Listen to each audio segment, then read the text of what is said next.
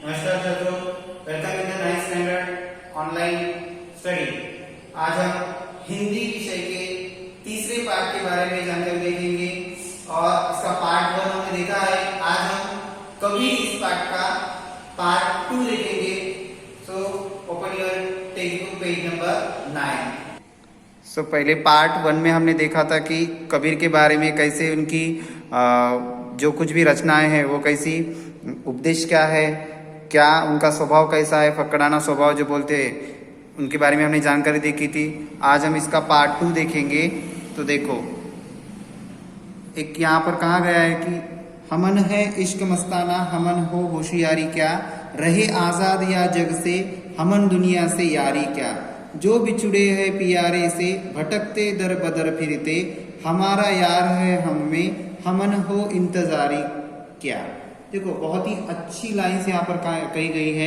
क्या कहा गया है कि कबीर जी एक मस्त मौला थे, मस्त जो पुराने कृत्यों का हिसाब नहीं रखता, वर्तमान कर्मों को सर्वस्व नहीं समझता और भविष्य में सब कुछ झाड़ फटकार निकल जाता है। जो दुनियादार किए कराए का लेखा जोखा दुरुस्त रखता है वह मस्त नहीं हो सकता। जो अतीत का चिट्ठा खोले रहता है वह भविष्य का क्रांतदर्शी नहीं बन सकता। जो मतवाला है वह दुनिया के माप जोक से अपनी सफलता का हिसाब नहीं करता। कभी जैसे फक्कड़ को दुनिया की होशियारी से क्या वास्ता। ये प्रेम के मतवाले थे मगर अपने को उन दीवानों में नहीं गिनते जो माशूक के लिए सर पर कफन बांधे फिरते हैं। देखो, यहाँ पर कहा गया है कि कबीर जी ने कि उनसे दुनिया से कोई वास्ता नहीं था। हाँ ठीक है, वो सच्चाई की राह पर चलते थे पर किसी को वास्ता न रखते हुए अपना मार्ग खुद ही तय करते थे। इसलिए इन्होंने बहुत ही अच्छे रचना में यहाँ पर कहा है। दूसरा देखेंगे कि इसलिए फक्कड़ राम किसी के धोखे में आने वाले न थे, दिल जम गया तो ठीक है और न जमा तो राम राम करके आगे चल दिए। देखो, अगर कोई अच्छा इंसान लगा, उसके विचार हमें अच्छे लगे तो क्या करते थे, वो उससे संबंध शुरू रखते थे। अगर ठीक नहीं लगा तो फिर राम राम करके उनको निकाल देते थे। योग प्रक्रिया को उन्होंने डटकर अनुभव किया पर जची नहीं। उन्हें यह परवाह न थी कि लोग उनकी असफलता पर क्या क्या टिप्पणी करेंगे। उन्होंने बिना लाग लपेट के, बिना झिझक और संकोच के ऐलान किया। क्या ऐलान किया? देखो, बहुत ही अच्छी लाइन से यहाँ पर कही गई है कि आसमान का आसरा छोड़ प्यारे, उल्टी देख घट अपनी जी, तुम आप में आप तहकीक करो, तुम छोड़ो मन की कल्पना जी। क्या कहा गया है कि अर्थात गगन चंद्र की परम ज्योति, जो वस्तु केवल शारीरिक व्यायाम और मानसिक श्रम दमादि का साध्य है, वह चरम सत्य नहीं हो सकती।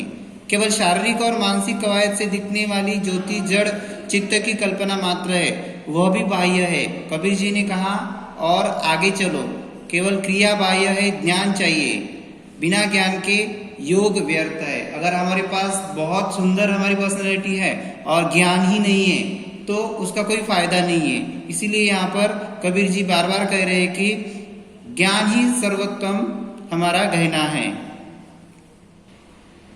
चलो आगे देखेंगे क्या कहा है कबीर जी ने कि कबीर यह घर फूक मस्ती, फक्कड़ाना, लापरवाही और निर्मम अखंडता उनकी अखंड आत्मविश्वास का परिणाम थी। उन्होंने कभी अपने ज्ञान को, अपने गुरु को और अपनी साधना को संदेह की नजरों से नहीं देखा।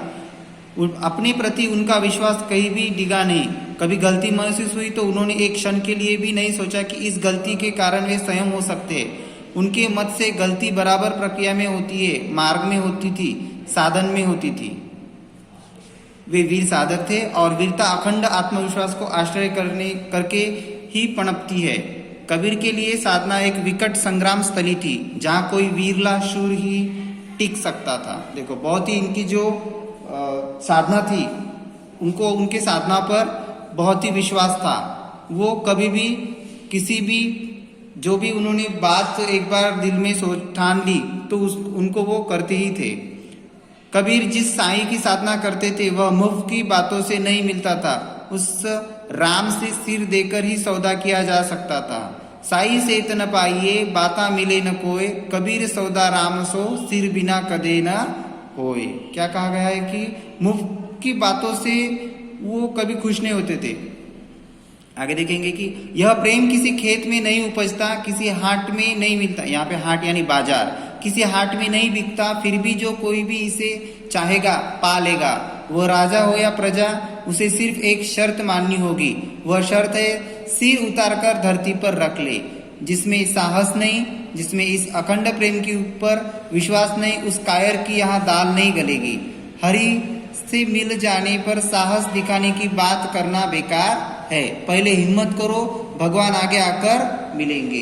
बिना प्रयास किए, कबीर जी यहाँ कह रहे हैं कि बिना प्रयास किए हमें कुछ नहीं हो सकता। सिर्फ भगवान की प्रार्थना करने से, मिन्नतें करने से हमारा ध्येय साध्य नहीं होगा। उसीलिए हमें क्या करना पड़ेगा? हिम्मत करनी पड़ेगी। हिम्मत करके ही हमें आगे भगवान मिलेंगे। विश्वास ही इस प्रेम की कुंजी है। विश्वास जिसमें संकोच नहीं, द्विधा नहीं, बाधा नहीं। प्रेम न खेतो निपजे, प्रेम न हाट बिकाय। राजा प्रजा जिस रुचे, सिर दे सोले जाए।